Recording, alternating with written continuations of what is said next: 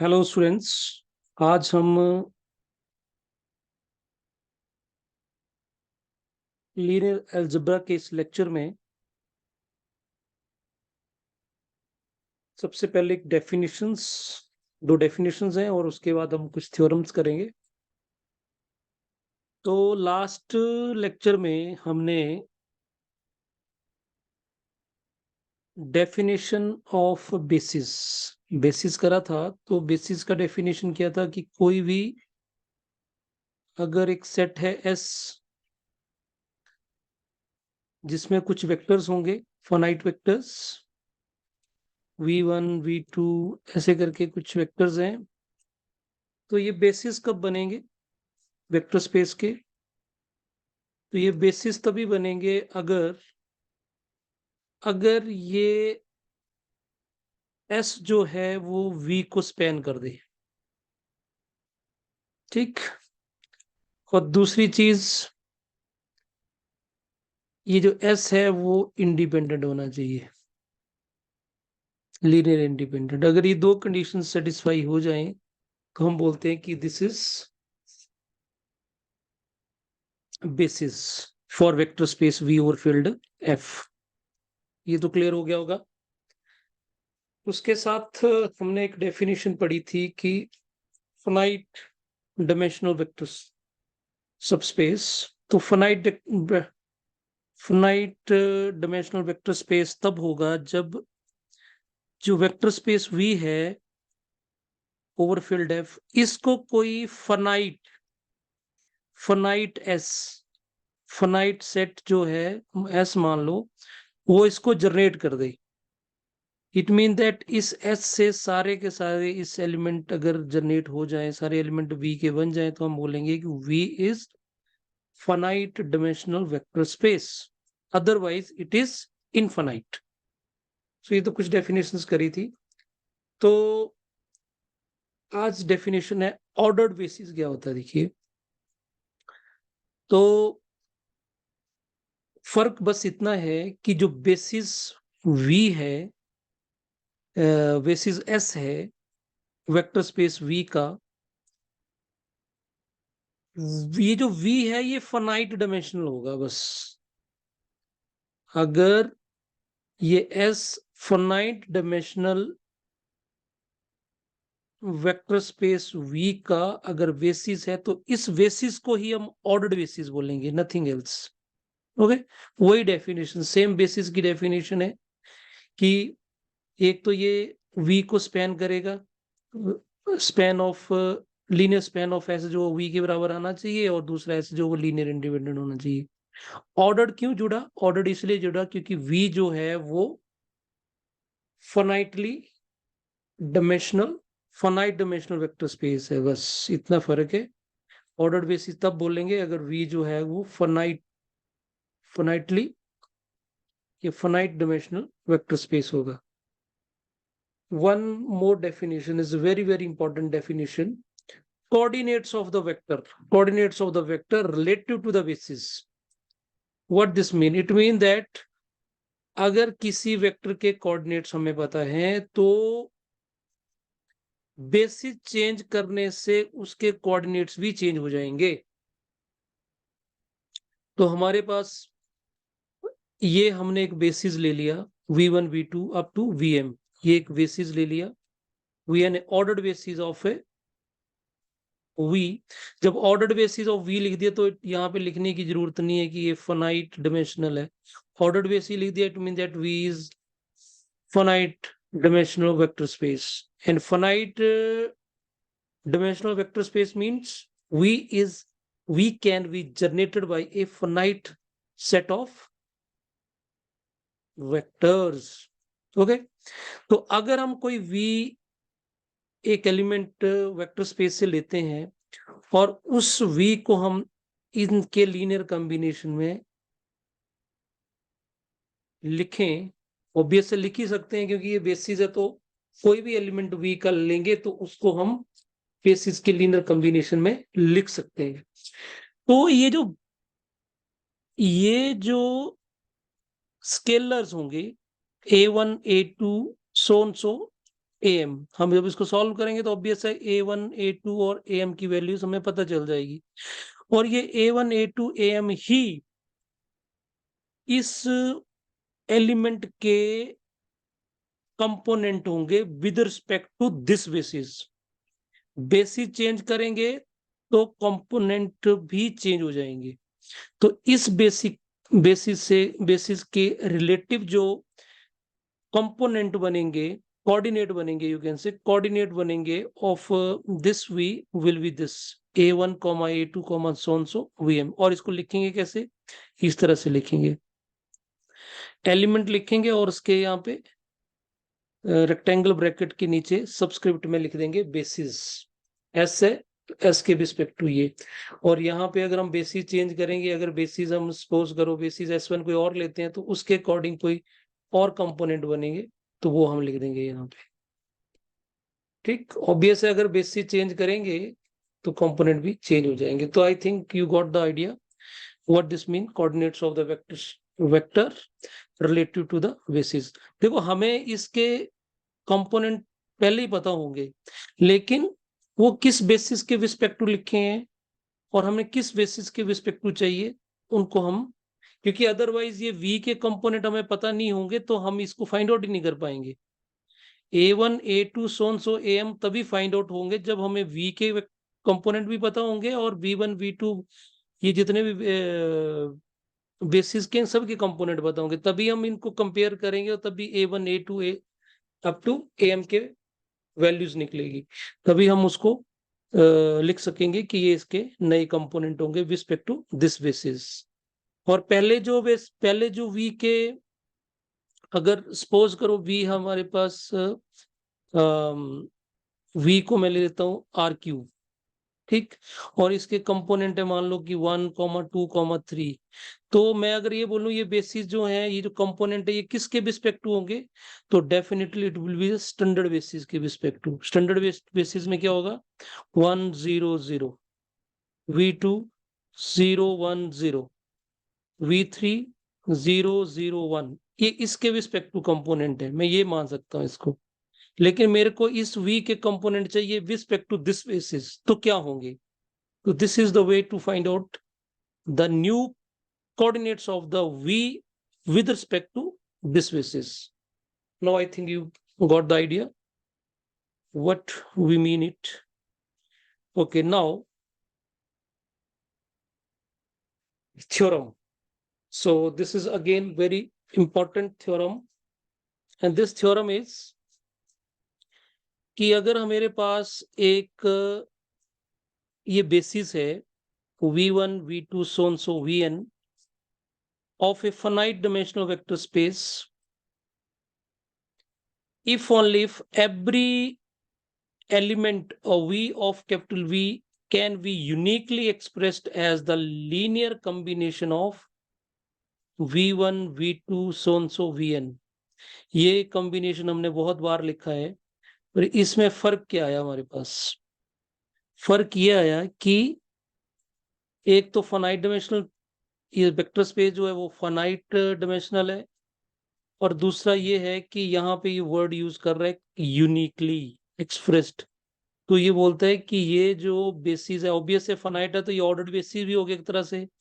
ये basis ordered basis finite dimensional vector space V का तभी होगा अगर कोई भी हम एलिमेंट वेक्टर स्पेस से लेते हैं तो वो यूनिकली एक्सप्रेस्ड होना चाहिए।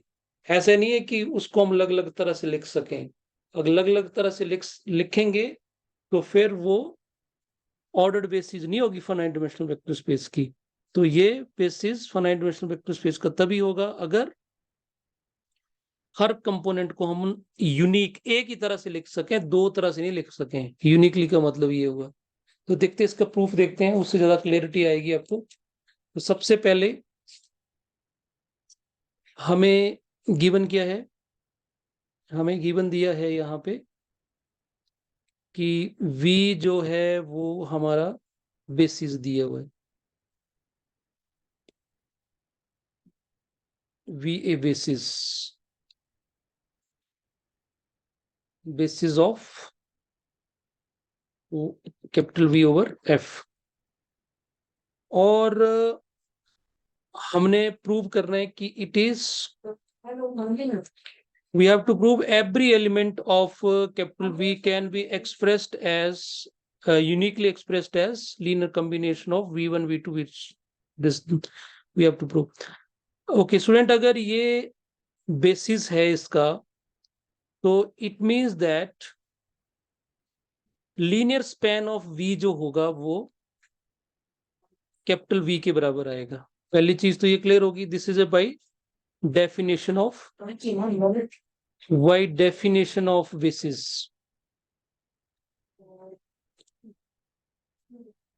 definition of basis। ठीक, अगर ये है तो अगर मैं कोई एलिमेंट लेता हूं, अगर v मैंने वेक्टर स्पेस से लिया, तो डेफिनेटली v किसको बिलोंग करेगा, linear span of b।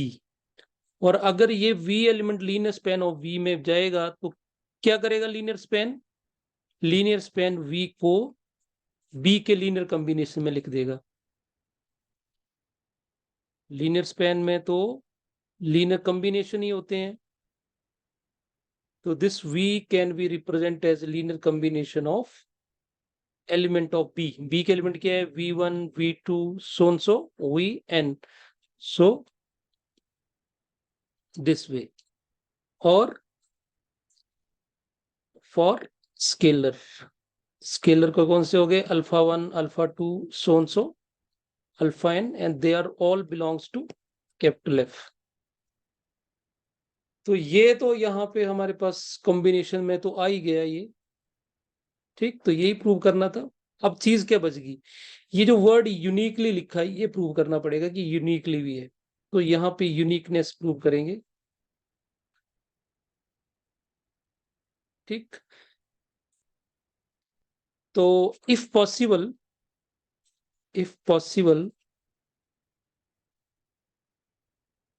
Late v is equal to beta 1 v1 beta 2 v2 so on so beta n vn for scalars, beta 1 beta 2 so on so beta n belongs to f। तो हमने क्या किया, ये जो combination है इसको मैं 1 बोल देता हूं। हमने क्या किया, एक और कॉम्बिनेशन ले लिया। तो अगर v को हम दो तरह से लिख रहे हैं तो यूनिकनेस कैसे होगी, यूनिकनेस ये तभी होगी, इसमें हमें प्रूव करना पड़ेगा कि अल्फा 1 जो है वो बीटा 1 के बराबर होना चाहिए, अल्फा 2 बीटा 2 के, up to so so alpha n beta n के बराबर होना चाहिए, तभी यूनिकनेस प्रूव होगी। तो हमने क्या किया, एक रिप्रेजेंटेशन हमें v की यहां से आ गई है, एक रिप्रेजेंटेशन हमने और मान ली। अब हमें चेक करना पड़ेगा कि जो रिप्रेजेंटेशंस हैं ये अलग अलग है कि यूनिक है। तो लेट अस सी कैसे होता है ये। तो स्टूडेंट, अगर मैं इन दोनों को कंपेयर करूं, ये भी v है और ये भी v है, तो from 1 and 2 what we can write, we can write alpha 1 v1 alpha 2 v2 so and so alpha and vn is equal to v, and this v is equal to beta 1 v1 beta 2 v2 to so and so beta n vn। अब ये दोनों equal हो गए, so that implies, अब इनको हम इसको और इसको अगर हम कंबाइन कर लें, सारी जो टर्म्स है राइट हैंड साइड की, उनको सर को सभी को लेफ्ट साइड में लेके आए, तो क्या बन जाएगा, alpha minus beta 1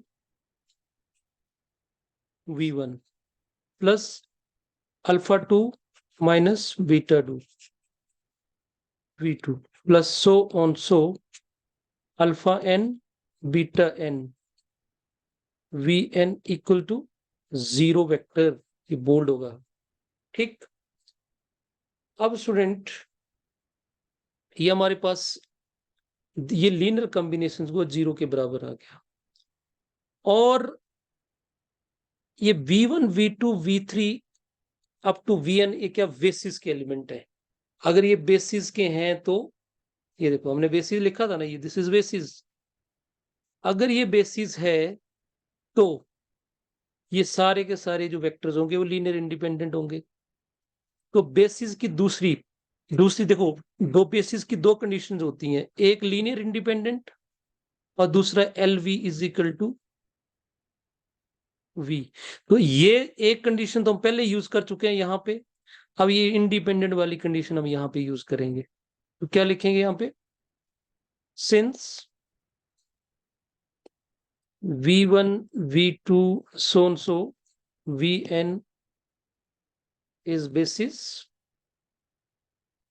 of V, so therefore V1 V2 so and so Vn are linear independent. अगर लीनियर इंडिपेंडेंट है तो ये जो स्केलर लगे हैं इनके साथ, V1 के साथ V2 के साथ Vn के साथ, ये क्या होने चाहिए, जीरो होने चाहिए। अदरवाइज तो ये लीनियर इंडिपेंडेंट रहेगा, लीनियर इंडिपेंडेंट है तो क्या होना चाहिए, all scalars equal to zero. So therefore alpha one minus beta one किसके बराबर आएगा, जीरो के बराबर। Alpha two minus beta two भी किसके बराबर आएगा, जीरो के बराबर।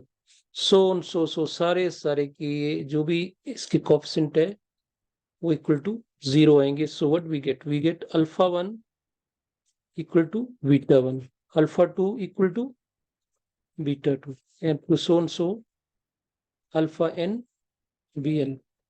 तो इससे क्या प्रूव हो गया, इसके ये प्रूव हो गया जो हमने यहाँ पे नया रिप्रेजेंटेशन या नया इसका लिया था वो अलग नहीं था, वो सेम ही था, और कोई एग्जिस्ट नहीं करेगा। आपने क्या प्रूव कर दिया कि अल्फा वन जो है वो बीटा वन के बराबर है। So hence uniqueness. So what we can write therefore v alpha 1 v1 alpha 2 v2 plus so and so alpha n bn is a unique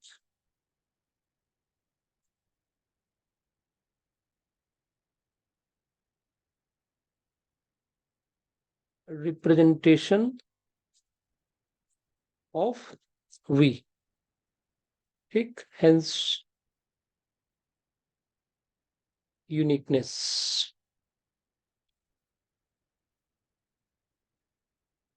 ठीक, तो एक चीज तो हमारे पास यहाँ ये प्रूव हो गया कि ये यूनिक है। तो अब हम क्या करेंगे, इसका कन्वर्स पार्ट करेंगे।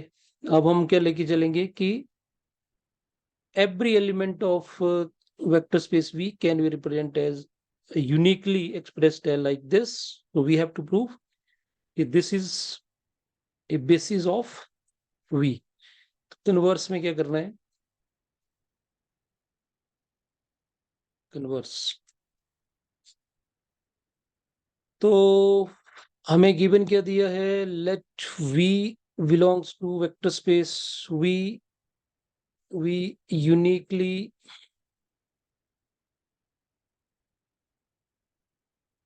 expressed as V is equal to alpha V1 alpha V2 so and so alpha n Vn, where alpha i's belongs to F and I is 1 to n। ठीक है, तो अब हमें क्या प्रूव करना पड़ेगा, बस इतना दिया है हमें, प्रूव करना पड़ेगा to proof this set alpha 1 alpha 2 so on so, not alpha,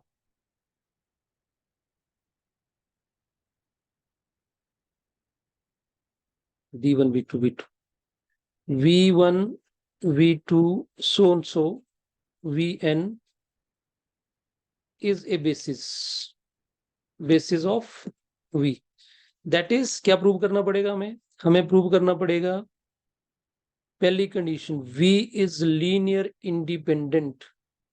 number 2 हमें प्रूव करना पड़ेगा linear span of V is equal to vector space V। ये दो चीजें प्रूव करनी पड़ेंगी। तो सबसे पहले हम प्रूव कर लेते हैं इसको कि ये लीनियर इंडिपेंडेंट है। तो लीनियर इंडिपेंडेंट प्रूव करने का तरीका, कंसीडर, हम इसका linear combination equal to 0 put करके देखेंगे। तो कंसीडर अल्फा 1, अल्फा हमने यह यूज करा है तो यहाँ पे कुछ डिफरेंट यूज कर लेते हैं। ए यूज कर लेते हैं, A1 V1, A2 V2 to so and so AN VN equal to 0 vector. ठीक, यही तरीका होता है लीनियर इंडिपेंडेंट प्रूव करने का। अब हमें ये प्रूव करना पड़ेगा कि ये A1 A2 so and so AN जो ऑल जीरो है तभी इंडिपेंडेंट होगा। ठीक है, where A1 A2 up to so and so AN belongs to F scalar. ठीक, तो सारे स्केलर इक्वल टू 0 आएंगे तभी लीनियर इंडिपेंडेंट होगा। ठीक, अब देखो स्टूडेंट ये जो 0 है, 0 वेक्टर, बोल्ड ये वाला वेक्टर की बात कर रहा हूं, ये जो है 0 vector, 0 vector is belongs to capital V, है मैं राइट? 0 तो हर वेक्टर स्पेस के पास होता ही होता है। और अब ये देखिए गिवन क्या है हमें कि कोई भी वेक्टर अगर V से लेंगे तो उसको हम unique linear combination of V1 V2 up to सोन Vn लिख सकते हैं। तो क्या लिखेंगे, by given 0 vector is equal to 0 V1 0 V2 so on so 0 Vn, है मैं राइट? ऐसे लिखेंगे बाई गिवन, कोई भी वेक्टर लेंगे तो बोलता है इन B1 B2 up to Vn के लीनियर कॉम्बिनेशन में लिखा जाएगा और यूनिक लिखा जाएगा। अब आपका क्वेश्चन है भी यहाँ पे 0 लिखेंगे कि कुछ और लिखेंगे, आप बताओ कुछ और लिख के क्या 0 आ सकता है क्या दोबारा? नहीं आएगा ना, ऑब्वियस है यहाँ पे 0 लिखने पड़ेंगे तभी 0 आएगा। तो अब हम क्या करेंगे, इसको और इसको कंपेयर कर देंगे। ठीक, so what we get from 1 and 2 A1 V1 A2 V2 plus so on so AN Vn equal to 0 vector, and 0 vector is further is equal to 0 A1 plus 0 A2 plus so on so plus 0 Vn। ठीक, अब ये unique representation है, अगर unique है तो definitely इसको हम इधर नहीं लेके आएंगे। यूनिक रिप्रेजेंटेशन है तो एक ही वेक्टर को हम दो तरह से लिख रहे हैं। देखो कौन है वेक्टर V का, 0। ठीक, और अगर हम इसको इस तरह से भी लिख रहे हैं और इसी वेक्टर को इस तरह से भी लिख रहे हैं तो क्या होना चाहिए, ऑब्वियस है ये दोनों कंपोनेंट क्या होने चाहिए, बराबर होना चाहिए। ठीक है, by uniqueness we get A1 equal to 0, A2 equal to 0, so on so AN equal to 0। ठीक, अब यहाँ पे गिवन हम लगा भी सकते हैं नहीं भी लगा सकते, 0 वेक्टर को तो हम ऐसे ही लिखेंगे, कैसे लिखेंगे, यूनिकनेस का भाई गिवन हम यहाँ पे यूज कर सकते हैं कि कोई भी दो वेक्टर इस तरह फॉर्म में लिखा जाएगा तो डेफिनेटली वो दोनों की रिप्रेजेंटेशन सेम। ये 0 वेक्टर की रिप्रेजेंटेशन एक ये हो गई और 0 वेक्टर की रिप्रेजेंटेशन एक ये हो गई। अब यूनिक है तो डेफिनेटली कंपोनेंट इसके सेम होने चाहिए। तो इससे क्या प्रूव हो गया, हम ये लेके चले थे, ये हम कॉम्बिनेशन 0 वेक्टर लेके चले गए थे और हमने ये प्रूव कर दिया कि ये सारे के सारे स्केलर जो है वो क्या है, 0 है। तो इसका मतलब क्या हो गया, इसका मतलब हो गया कि जो वेक्टर का ये सेट है वो लीनियर इंडिपेंडेंट है। ठीक, तो एक चीज तो ये प्रूव कर दी हमने कि V इज लीनियर इंडिपेंडेंट। अब दूसरा चीज आगे कि हमने ये प्रूव करना है कि ये linear span of B is equal to capital V। तो इसके लिए सबसे पहले हमने now we will prove linear span of V is equal to capital V। That is, इसके लिए प्रूव करना पड़ेगा is subset of V and V is capital V. Capital V is subset of linear span of B. This is obvious. ठीक, we know linear span of V is always subset of V. क्यों होता है वो हम पहले भी discuss कर चुके हैं। वैसे भी इस क्यों होगा, क्योंकि because of closure property and scalar multiplication. Scalar multiplication और क्लोजर प्रॉपर्टी की वजह से कोई भी लीनियर कॉम्बिनेशन हम लेंगे तो वो V के अंदर ही जाएगा, कभी बाहर जाएगा ही नहीं। ठीक, ये V है हमारे पास, कोई भी कंपोनेंट यहां से हम लें, उनको ऐड करेंगे, मल्टीप्लाई करेंगे स्केलर से और ऐड करेंगे तो वो V के अंदर ही रहेगा, वो कभी बाहर नहीं जाएगा। तो इट इज ऑब्वियस। ठीक है, तो हमने ये प्रूव कर रखा है पहले भी, पिछले वीडियोस में हम चेक कर सकते हो। अब हमने प्रूव करना है कि V is linear V is subset of linear span of V। तो किसके लिए क्या करेंगे, कंपोनेंट ले लेते हैं, let V belongs to capital V। तो अब फिर गिवन लगेगा। गिवन क्या बोलता है, गिवन ये बोलता है कि कोई भी अगर एलिमेंट अगर हम B से लेते हैं तो उसको यूनिकली इस फॉर्म में हम लिखेंगे। ठीक, तो V अगर लिया so by given V is uniquely written as a linear combination of there exist alpha, scalar exist करेंगे, belongs to field F। और कितने स्केलर होंगे ये, I will be lies between 1 to n। और कैसे होंगे, सच दैट ये जो V होगा वो इनके लीनियर कॉम्बिनेशन में लिखा जाएगा।